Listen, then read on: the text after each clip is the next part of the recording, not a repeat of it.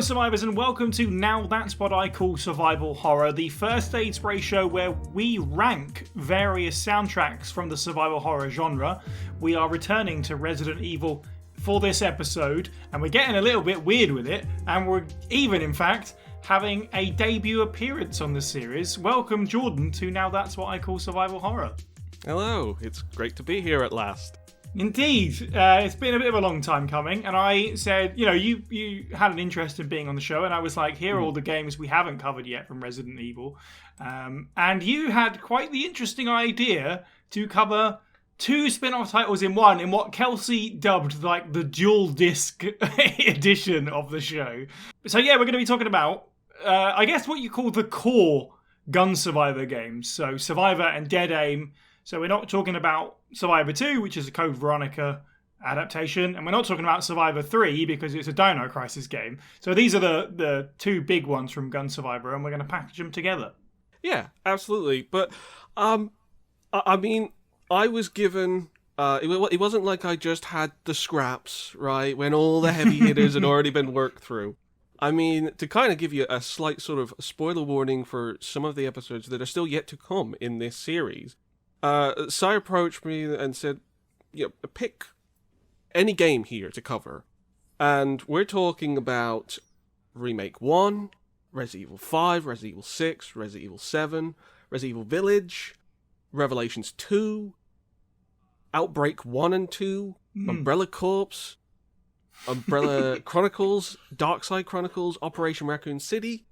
And out of all of those, I chose Dead Aim and Survivor. Because why not, right? There is a little method to it in that I had already covered a track from Resident Evil Dead Aim in the Tear Death Experience Save Room themes episode. And I was fascinated by it because, well, when you're sitting down to listen to a lot of Save Room themes, they do typically all follow the same style and fashion. It's one particular sort of motif of Resident Evil games is that they all have that quite sort of like heartfelt piano solo or something akin to that. It's an emotional piece, and then you have Dead Aim, which at the time I think I described as a dystopic weather channel. You did, yeah. It's extremely minimal and it's extremely synth. I've come to learn that is pretty much the wheelhouse of the composer for Dead Aim. Nobuyoshi Sano is the composer, and he's basically sort of more based in electro, synth, and it kind of made a lot of sense that the album then ended up going in that direction. But ever since I heard that track, I just thought, isn't that so strange that, here is a Resident Evil theme that really doesn't feel that Resident Evil. I'd be fascinated to find out what the rest of the album is, only to find out that it's at best 10 tracks, but it's only just about 10 tracks itself. So I really wanted to cover it, and I was really kind of intrigued by Survivor as well. I thought, well, why don't we just combine them together? So, yeah, here we go. Dual disc edition. We can stick a little 2-disc icon on the thumbnail and everything. There you go. It's set. But it was a strange one to actually kind of nail down into 10 tracks. But I think I've got something here that is unique, to say the least. Amazing. Well, if you've not seen an episode of this show before, basically the premise is quite simple. As Jordan has just described, he's listened to the soundtracks for Survivor and Dead Aim, picked his top 10 from both of those soundtracks together, and we're going to go from 10 down to 1 and see how he ranks what he thinks is the best music from those pair of games. So I suppose without any further ado, Jordan, what is your number 10? So number 10 is Gunshot by Rise from Resident Evil Dead Aim. Shot! Shot! Gunshot! Gunshot! Shot! Shot! Gunshot! Gunshot! Shot! Shot! Shot! You ready? Yeah. Verse 2 coming in, your chest, my enter to the best, make So, this is the credits theme for Resident Evil Dead Aim, which it's just funny because it's probably the most sort of involved that you could get for a Dead Aim track. Like, it's fully instrumented, and I suppose that comes from the fact that it's coming from another band, basically. It's not the composer who's doing the credits theme for this. It's about as early 2000s a Resident Evil game as you can get, so naturally, this is the credits music. It's very 2000s. It's very of its time. Yeah, we've got a feature, basically. So we've got the Japanese alt metal band, Rise, who are rapping in Japanese and English. So the English lyrics make very little sense on their own. You can just try and sit there, it won't really make any kind of sense to me. So I did try translating the Japanese lyrics to English as well, and that just kind of made it worse. It didn't really help. But I can at least sing along to the chorus. Shot! Shot! Shot! Over and over. There is a music video for this. It's basically the band performing, and then every now and then there is a couple of clips of Resident Evil Dead Aim, which it's kind of neat. I don't know if any other Resident Evil game has a music video to go with it, so that's a feather in Dead Aim's cap, I guess. I don't even know if I like this song. I just feel like it needed to be acknowledged. This is such a sort of oddity. I know that there's been like rock credit themes for Resident Evil games before, but this one just really stood out. What do you think, Si? I think it's really funny that we started off with you saying Dead Aim seems like a really interesting soundtrack because it's full of synths and doesn't sound like any other traditional Resident Evil instrumentation. And yeah, in full fairness, this doesn't sound like traditional Resident Evil instrumentation, but it's certainly not synth. This is, this is 2003 at its peak. The time of attitude and edginess, and no, mum, you shut up. It's got strong mid-2000s B-tier wrestling pay-per-view theme. It absolutely does. It really rides that riff. And it sort of works in that Dead Aim's perspective makes it a bit more actiony than the titles that came before.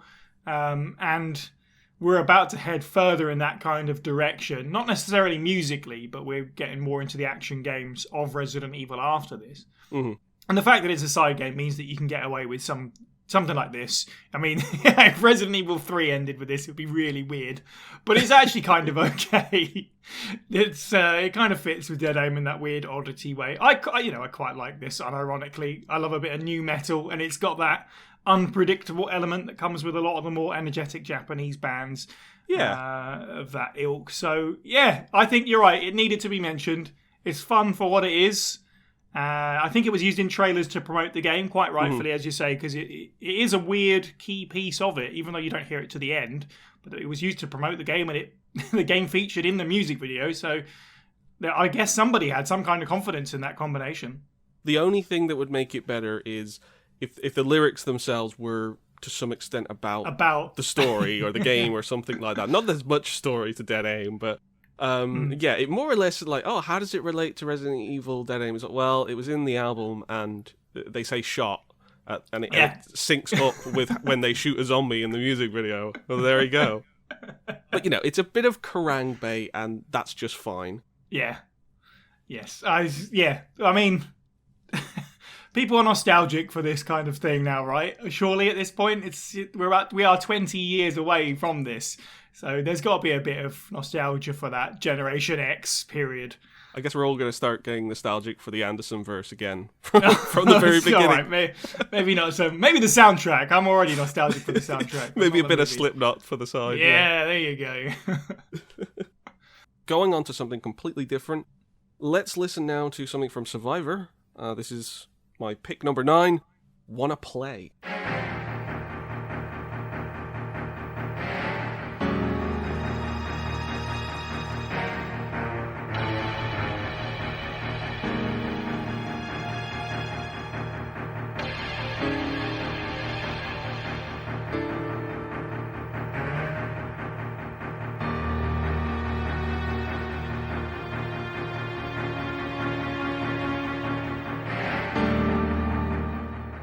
Right, so this is what first plays as you enter the arcade that's being swept through by the Undertaker unit.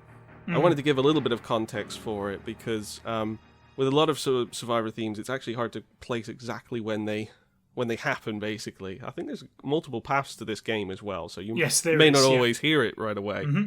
I'll be honest, the first thing that I was drawn to with this was the instrument and sound choice, because there's certain sound effects that are used in this that just gave me a strong Castlevania Symphony of the Night vibe, and I don't know if anybody else is hearing that, but there's certain background sound effects where I'm just kind of like, oh, this could have been an area in Symphony of the Night, maybe, maybe one of the weirder areas, I suppose. But yeah, I did like it. It's got a very sort of Resident Evil selection of instruments and motifs, like the swelling violin chorus and everything. It works great for this. So I like it. It's a very tense, pacey theme. It suits the quick room-to-room nature of the game as well. Like you actually feel like, no, I've got to keep moving. And it's got that looming threat to it. What do you think, Si? I can almost hear what you're saying about Symphony of the Night. I wouldn't have necessarily thought of it myself, but once you said it, I can definitely see the perspective. Actually, I hear a little bit of Dino Crisis in this with that violin, almost violent rhythm that it's going for. It's really in your face. It's weird. It sounds more like a piece of music that you'd expect to hear on like a train in a video game with that choppy rhythm. It makes me think of Final Fantasy VIII. You'd think with an arcade, and maybe would have been too on the nose, they would have gone really obvious and done some bleepy bloopy chiptune stuff or something like that. It wouldn't be really too far outside of the game's wheelhouse to do that kind of thing, in the sense that, as you just said, there's different pathways and different locations. There's a nightclub that has sort of jazz music and stuff. So I'm quite surprised they didn't go for music that, I don't know, I just feel like it doesn't scream arcade to me, but I don't know. I agree. It's very... The thing about Resident Evil Survivor's soundtrack is they're very specific tracks for specific areas. So it does feel like you could go a little bit further with some of these songs to give a more sense of place. The only thing that I can sort of attribute this to, because just listening to it on its own, you really don't know what it might be conveying. And that's why I sort of mentioned the fact that you've got a sweep of the Undertaker unit sort of coming in, taking out the zombies and trying to take out you. And so, besides that, it really could just play anywhere in the game, and I don't think it would necessarily stick out, feel out of place. So, right.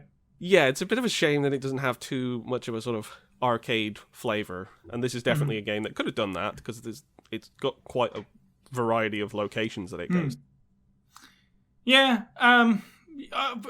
in terms of a music piece, though, I generally agree. It really works. That underpinning rhythm, despite the fact that it does sound a bit more like a train than anything else, it really works for Survivor, as you say, being a game with a lot of pace to it. The sort of piano and the string parts over the top of the rhythm are very classic Resident Evil. It's kind of an unexpected choice, I suppose, but I dig it. It fits. It's good. It's nice to be reminded of these kinds of pieces of music, especially in Survivor, where you can sort of race through it so quick that you kind of miss some of the music by not hanging about and sort of giving it its due. So it's, again, maybe it's just the nice fact that we get to talk about the soundtrack means we can give it the little nods like this. So, yeah, I'm a fan. All right. Okay. Next track number 8, is the Battle Fat Tyrant from Dead Aim.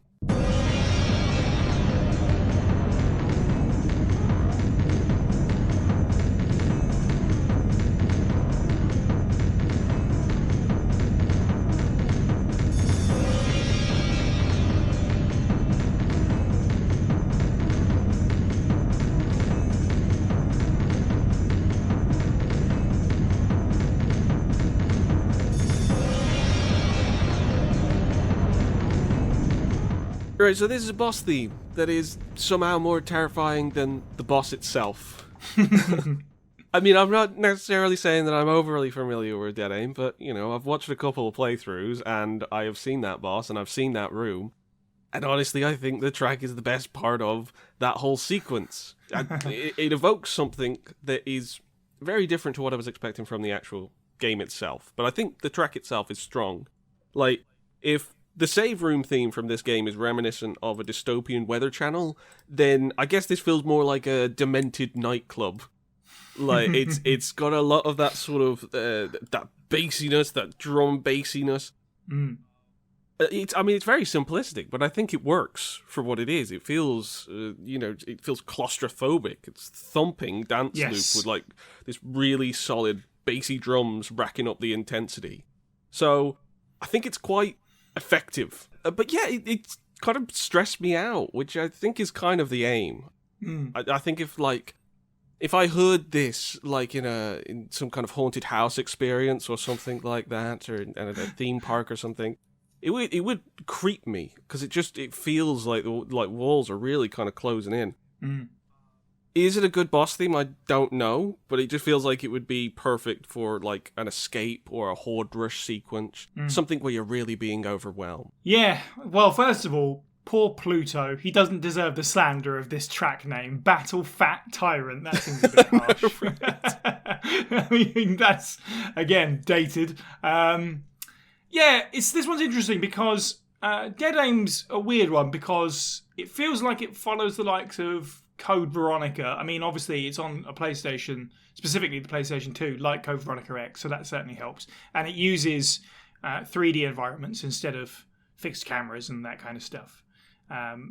So it feels more like it follows Code Veronica than, say, Zero and Remake on the GameCube. But this track uses the kind of soundscape that I would expect more out of the latter games, the games that are a bit more survival horror-esque. It has that. You said claustrophobic, absolutely spot on. I put suffocating atmospheres, thick noise, constant banging and crashing, and the pulse, and there's just a lot of noise, like a wall of noise, and then that tribal drum beat just to keep things moving. We just talked about it with Survivor, but Dead Aim, same thing again. It's just to keep that pace up, which works totally well.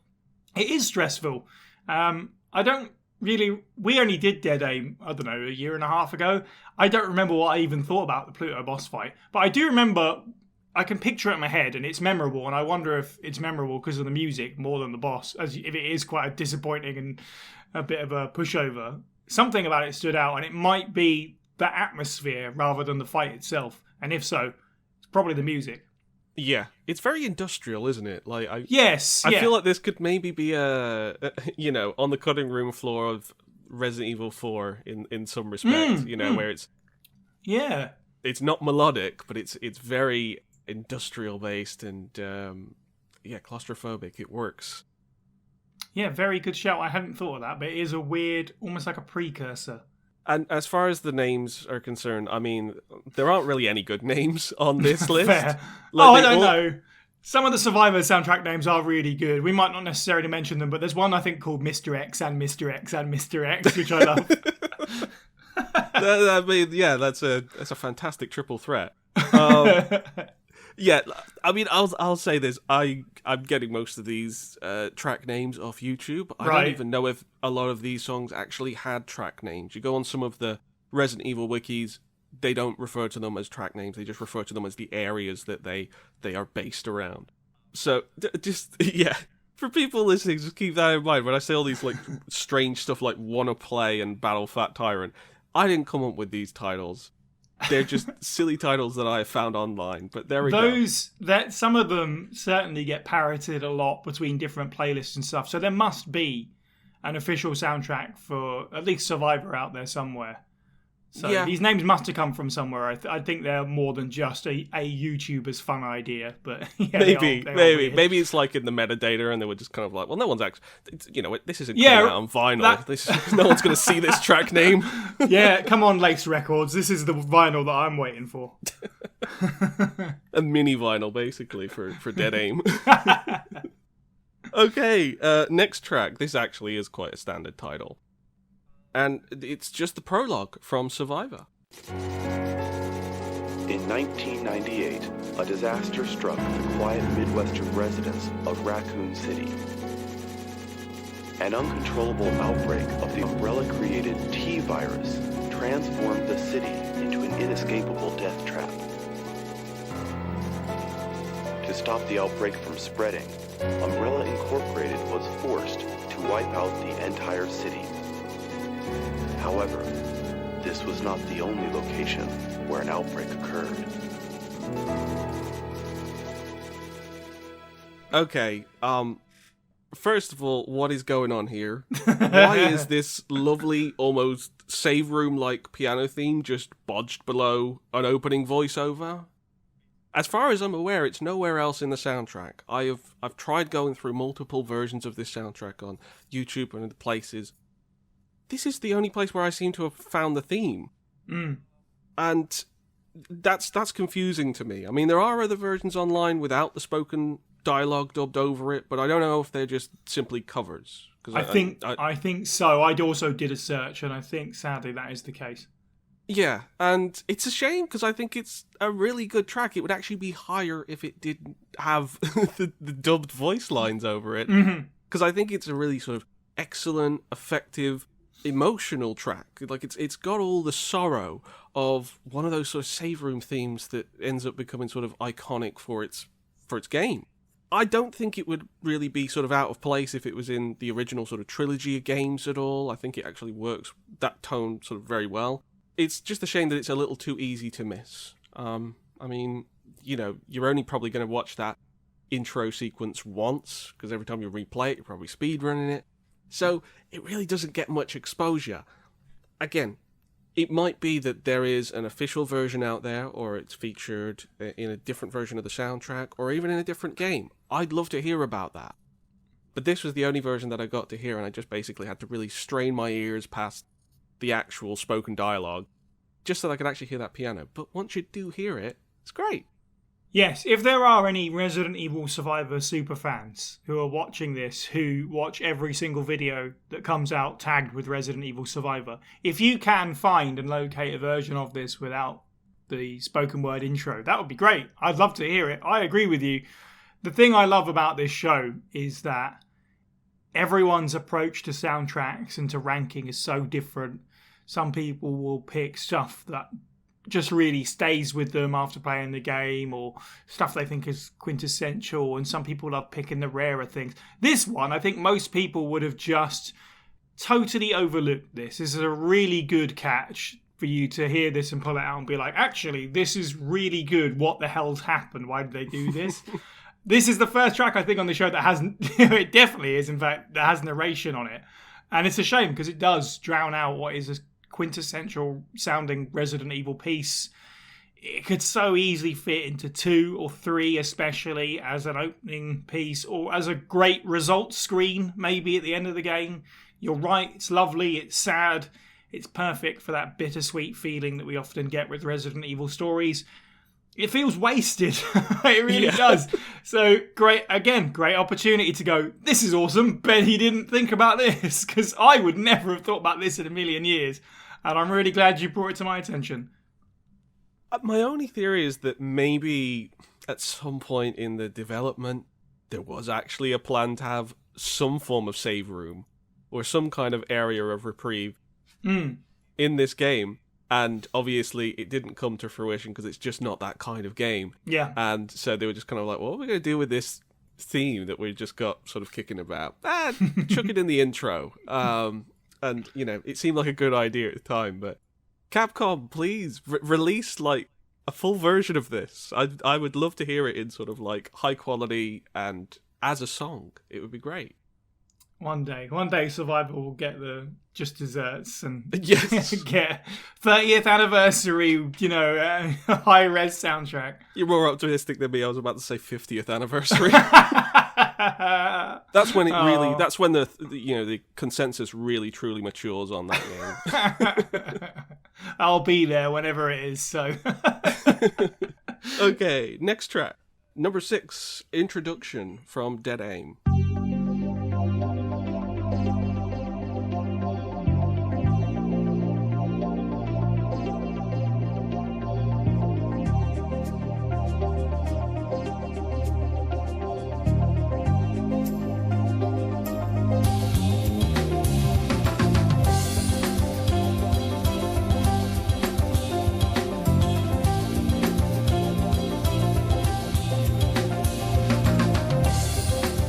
Okay, so this is the highest ranking Dead Aim track in this list, at number 6, but it is a really solid track.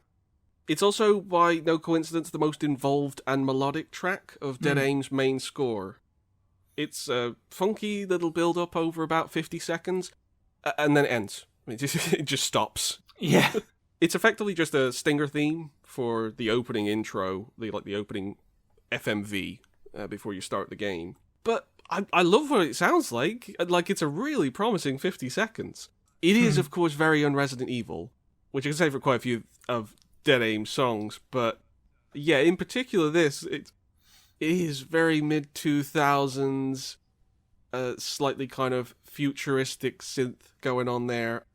Like, somebody described it as like a 90s crime investigation show theme. Somebody said that on YouTube, and I'm inclined to agree. I mean, to me, it kind of sounds a little bit like tutorial music for a Dreamcast peripheral or a PlayStation 2 peripheral. It's like, okay, here you are. You're gonna learn about this new machine gun fishing rod game that you've just bought. Here's how you learn the controller with its 16 buttons. But it's a really good first impression, not only for the soundtrack, but for Sano's musical style. Now, I know that Sano has worked on plenty of other games since and before Dead Aim. I believe that it's the main composer of the first Drakengard game. Oh, right. Yeah, it worked on some of the Ridge Racer games as well. Like, this is, clearly his wheelhouse is synth, and it works great. It's not really Resident Evil, but it works great, and this particular theme has a lot of promise, and I'm definitely going to be checking out a lot more of Sano's work after this episode.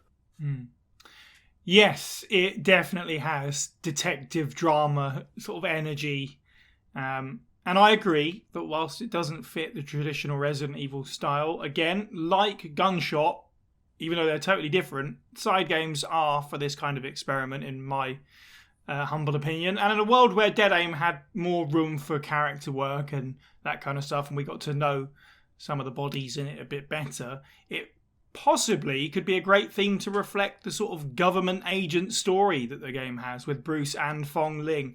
Like, it's, in terms of sounding like a cop show, as it is, though, Dead Aim's characters and story are fairly straightforward. Yeah, it's really smooth, and the fretless bass in it's just a joy to listen to. I think this is a perfect piece of music to have as the final Dead Aim piece, because it's really good, and it like, if you can picture me listening to this, smiling wide, having a little jig, having a great time, and then it suddenly cuts off and my face just falls. That's what it's like every time I hear it. I'm like, this is great. Oh, it's over. It's a shame that Dead Aim doesn't have a bigger soundtrack than it does, because of pieces of music like this and the Save Room. It's the tiniest taste of a different kind of flavour of Resident Evil that we didn't necessarily get. Absolutely.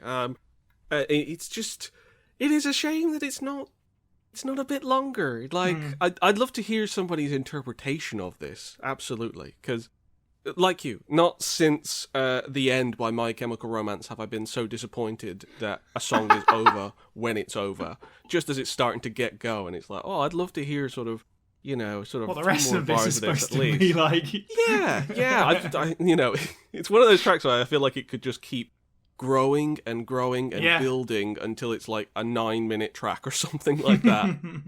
It has that in its potential, but there you go. But yeah, it's a really a fun track, and this is exactly why I wanted to cover Dead Aim, for these little oddities that have their own, charm that is quite separate from a lot of typical sort of Resident Evil tracks. Yeah.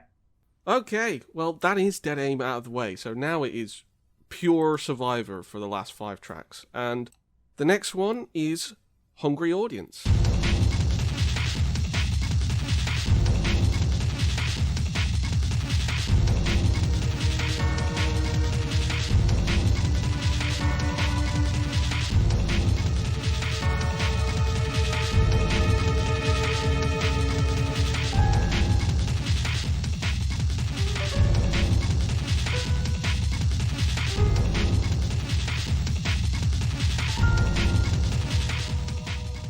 So, a couple of the themes in Survivor have like faster, more intense variant tracks to go with them. So this track, known as Hungry Audience, is a companion piece to Coming to a Cinema Near You. So it takes place during the movie theater period of the game, right at the start. Now, I enjoyed both, but I knew only one of them could make the list. I'm not going to just repeat them like that. So, even though I think that the main theme, it has that more slower, suspenseful flavor of Resident Evil, I just really like this in terms of what it brings as a threat. It's also just a little bit different. Like the whole rampant drum and bass with the gongs and the low orchestra hits, I just think that works really well. So it's very looming and oppressive. It's like the game saying, hey, it's alright though. You got a G-Con this time, so let's go pop some heads. And I think that's very cool for this game in particular. It kind of needed that kind of flavor of, yes, the Resident Evil that you know, but a brand new, exciting way to sort of approach Resident Evil. You know, now we're in first person. Now you might actually have a light gun in your hand as you're taking down these zombies. So this track in particular wouldn't necessarily work in a lot of traditional Resident Evil games. I think it really complements the game well, though. Yeah, I have to say, first of all, now that we've sort of arrived at the right time, I really love the concept of the sort of, here's the piece of music and then here's the flip side version. There's a style to that. There's plenty of words to describe it. One of them is vertical remixing, in a sense. A notorious example of that being Banjo-Kazooie, where as you explore the world, wherever you go, the same piece of music plays, but it changes as you go. This isn't necessarily the same as that by any stretch, but it does remind me of that kind of thing, so I absolutely love that, where it's like, here's the piece of music that you know, but now it's suddenly changed. It's that elaboration. Right, exactly, yes.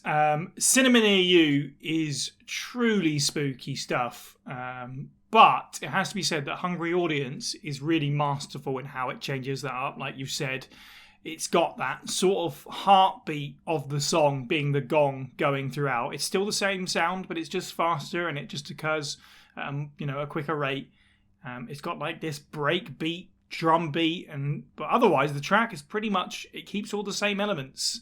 All the classic Resident Evil soundscape that you're used to. It's a really refreshing approach, and whilst I think the drums might seem off-putting or silly, perhaps to some people in a way, it really makes sense in the game as a way to go, immediate action is now required kind of terror, rather than the slow looming horror that we're used to from Resident Evil.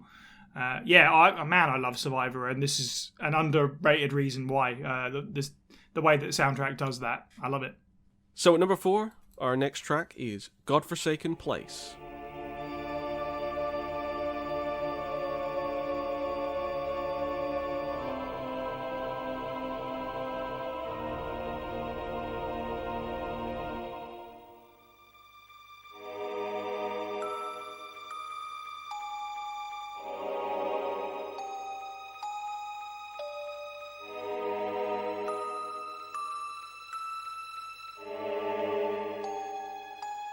Oh boy.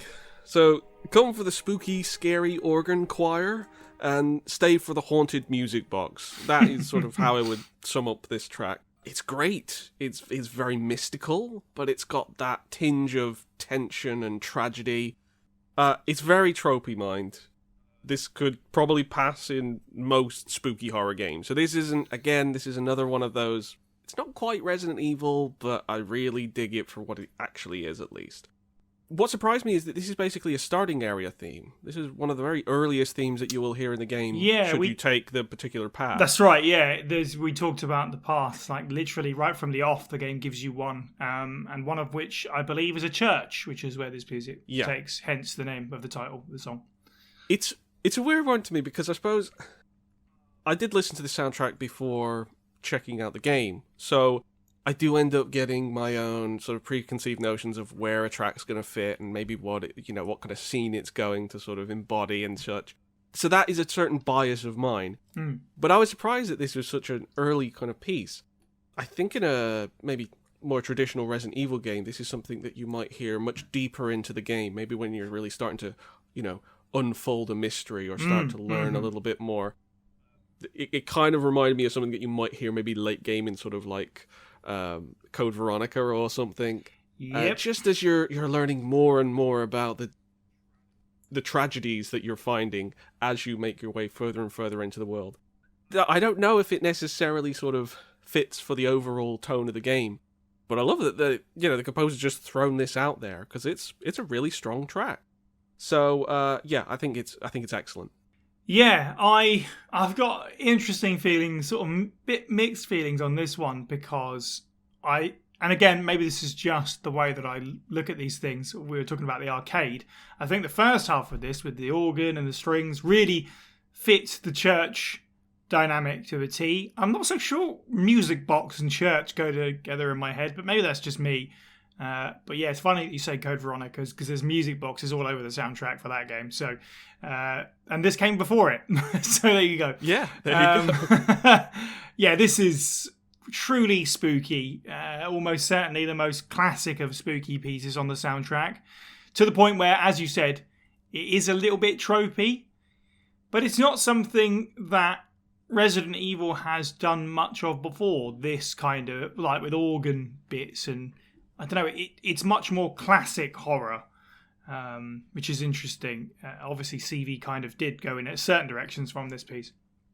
But yeah, beyond that, don't have a lot to say other than it's good, unsettling stuff, which is exactly what you want out of the beginning of a survival horror game, not to mention wandering into a big, abandoned, open church that then suddenly starts, zombies start shuffling towards you.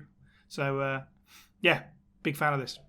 And there's a music box somewhere for some reason. I guess so. One of the zombies is off in the corner somewhere. Just just cranking the music box. Yeah. Another banger coming up, guys. Okay, next track at number 3, Rolling Stones and Mr. X. And you said this soundtrack didn't have any great titles.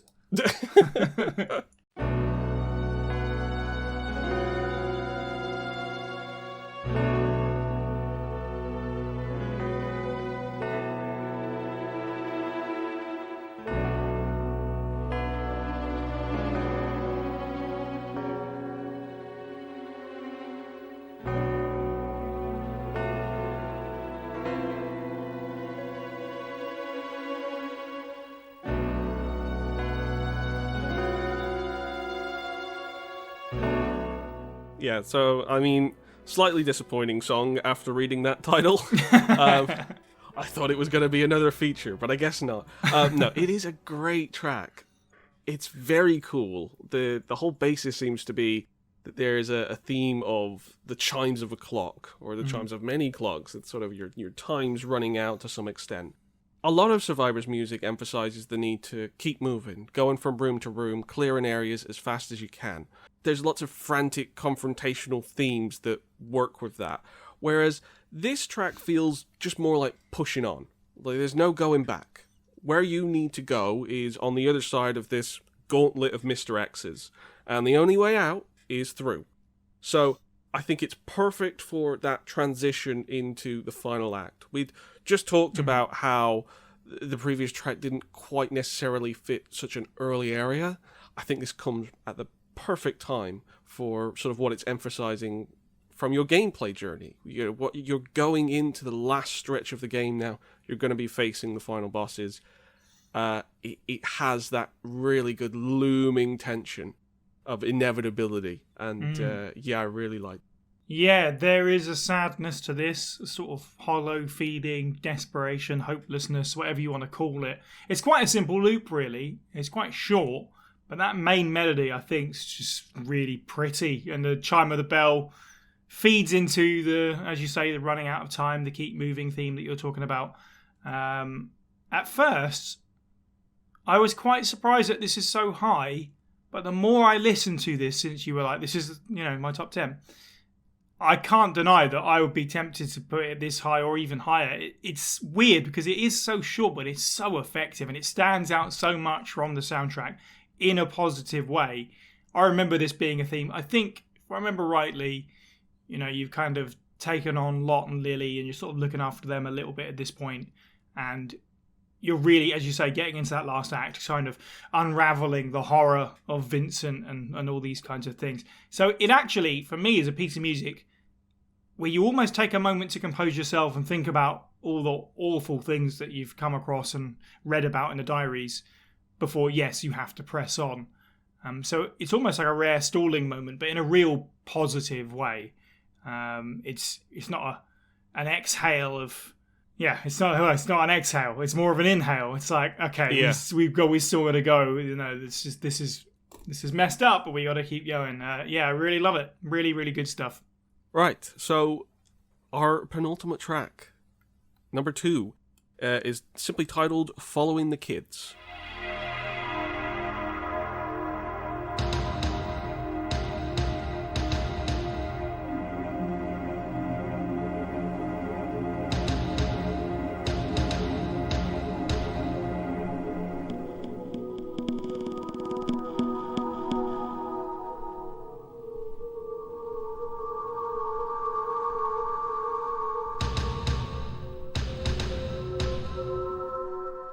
Right, okay, so my first thought of this was T-Virus? T-800, mate.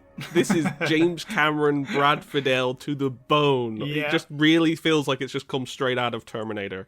Terminator 1, Terminator 2, maybe a bit of a fusion of both. But, yeah, I mean, it really feels like it could maybe just be stuck in a Terminator game, and I don't really have a complaint for that, even if it's in a Resident Evil.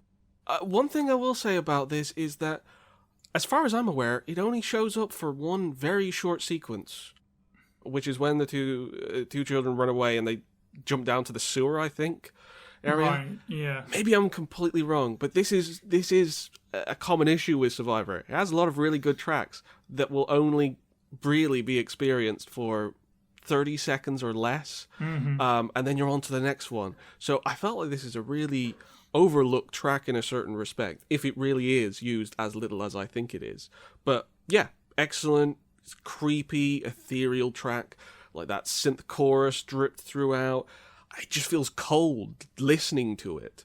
So, it's underused for what it is, but, just listening to itself, but just listening to the track itself, it really sort of tells a story. It feels like it could be a very good stalker theme for, a Mr. X character who's following you and such. Stick this over Resident Evil 2 Remake, and boy, the terror suddenly in that police station goes way up, and it was already pretty high already. Just don't imagine that the percussive thumps sound like a massive typewriter saving your progress, and it's fine. Listen to this track quite a few times, and then I suddenly just realised, what if there was like a big, 50-foot tall typewriter? Ooh, that's exactly what it would sound like. That's the real Resident Evil. Yes, the final boss. No, you see, those thumps are actually the Tyrants having a game of backyard basketball. Talented b-ball players, those T103s are. No, yeah, the Terminator allegory in this is thick, which is great because the Tyrant itself is a massive Terminator stand-in, really, as we know. And Survivor is all about them. It's all about them T103s, turning up all over the place. So it is appropriate to have that, and almost kind of a nice callback to RE2 in that way. The loop is longer than you might think it is because there's sort of this second synth part over a minute in, which is really scary and actually sounds kind of like a lab theme. It's cold and windy and ethereal, and as you said, you might miss pretty much most of this piece of music, especially on top of the fact that I think this is probably a section or a room or a scene that you have to see on every playthrough anyway, but it really does feed into... Survivor's soundtrack is overrated purely because the games just move so quickly that you will miss what you do hear, let alone the tracks that you don't hear just by going through one route. This is a really good theme, despite the name, for the loneliness of the post-outbreak Sheena Island. Sort of reeks of devastation, but also the fact, in classic Resident Evil fashion, that it's not necessarily as empty as you originally think. I absolutely see why this is so high up. Yeah, you nailed it there. It's a great track. It would almost be number one, but there is something that just about edged past it. Which brings us to our number 1, the railway station.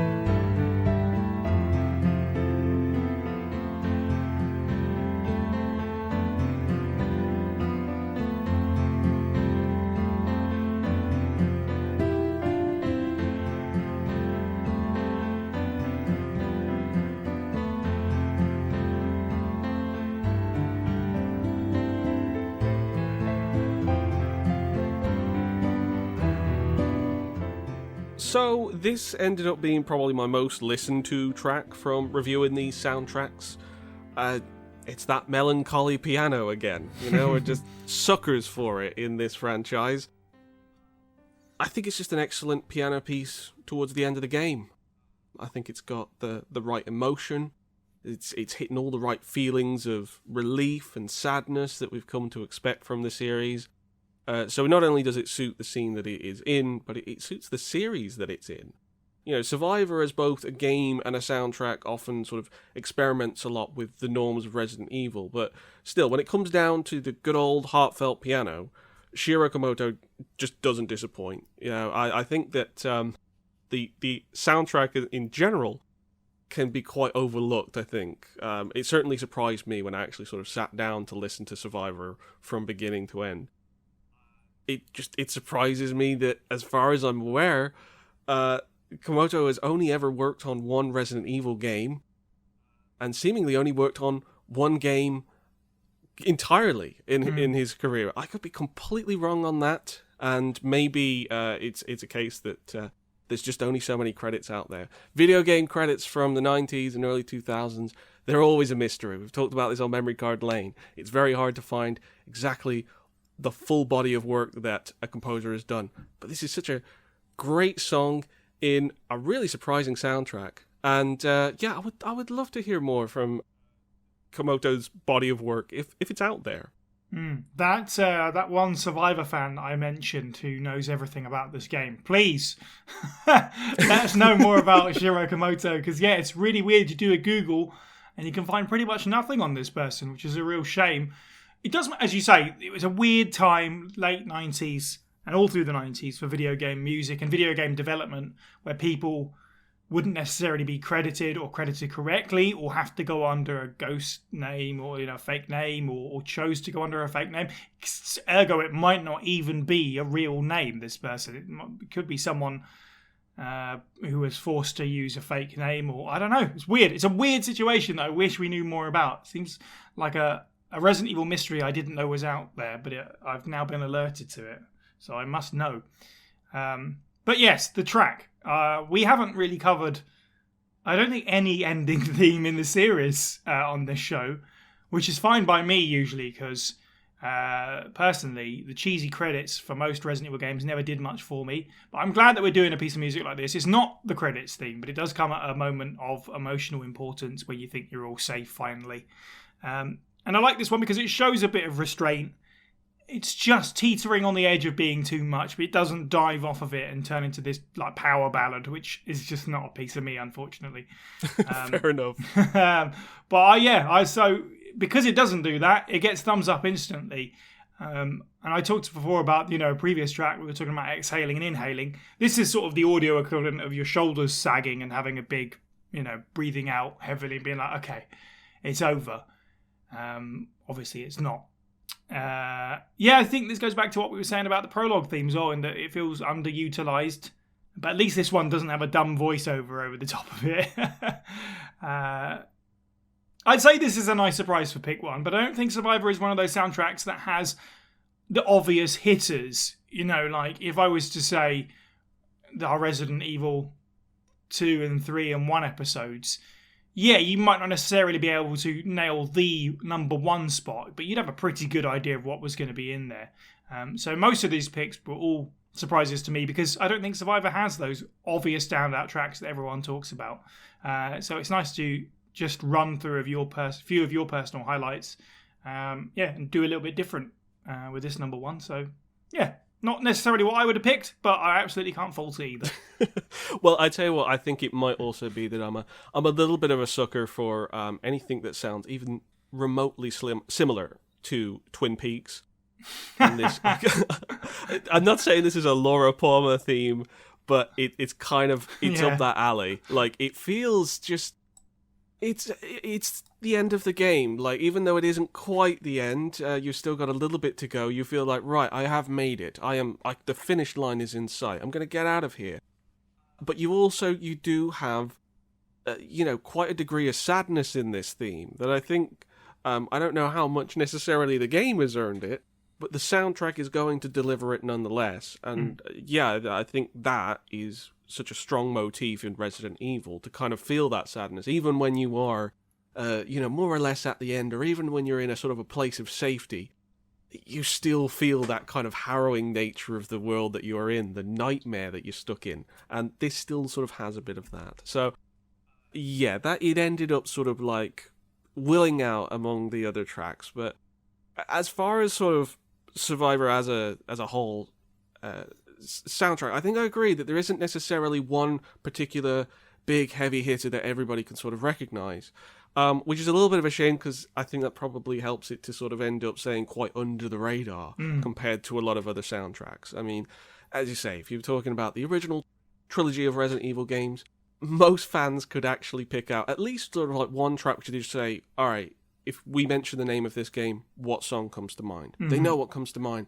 And that's not necessarily the case with Survivor. But maybe if people are able to listen to it a bit more, they might find that there's certain tracks which really do stick out and say, hey, you know what? This kind of deserved a little bit more of a spotlight, maybe a little bit more exposure, perhaps used in a different game. And so I'm really glad in the end that we sort of went with this sort of dual disc edition to kind of look at two games that can be overlooked, not just as games, but especially as soundtrack. And I really didn't know what this top 10 was actually going to end up looking like when we actually got to it. In the end, I think it's come out quite sort of solid. It's a little bit jaw-jarring in those sort of early tracks. Like, there's a lot of oddities in there. But you end up finishing with a sort of a top 5 that is very much Resident Evil, like in full spirit. Yes, agreed. Being side games, you have to acknowledge the oddityness of it. And I'm glad that we did that. But yeah, as the person that always thumps the Bible of Survivor, I think it was good to sing its praises and how it sort of slots into Resident Evil with those last tracks. I understand you have some honourable mentions as well. Yes, I do. So for Dead Aim, I have two sort of shout-outs. Obviously, one of them is the save room theme. Now, I really didn't want to cover it in this episode because I had already spoke about it in the Tier Death Experience episode. I want to give a little bit more exposure to some of the other tracks. 2 games, 10 tracks. Something had to give. So the other one is Second Battle with Morpheus, which if you've listened to the soundtrack, there's actually 3 variations of this. It's just more intense, basically. It's kind of a little bit similar to what Survivor does with its themes. But I prefer the second soundtrack. I think it's just got the right balance. And then 3 tracks from Survivor, Andy's Place, Creeping Death, and Heaven on Earth.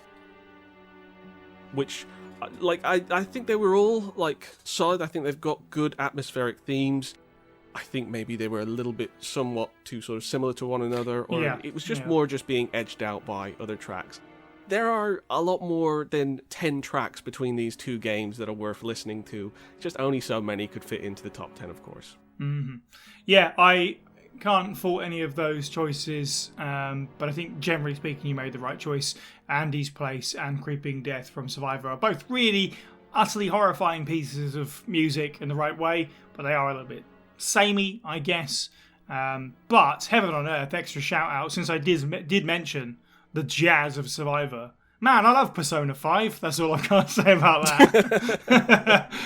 But yeah, Save Room, for what it's worth, the Dead Room Save Room theme. I'm not going to do a babyface turn on it, but I think we were a little harsh on it in Tier Death Experience. probably quite rightfully when it was going up against so many greats, I feel like. But for what it's worth, it fits Dead Aim's synth soundtrack and it fits the game nicely. I just wish there was a little bit more to it to love. Like, that's my problem with it, I think. In an alternate reality, Dead Aim was not set in present day. It was like a futuristic, like a future-bent version of Resident Evil. Amazing. Like, set in the year 2150 or something like that. And a completely different game where the abstract, minimal synth nails it. Yeah.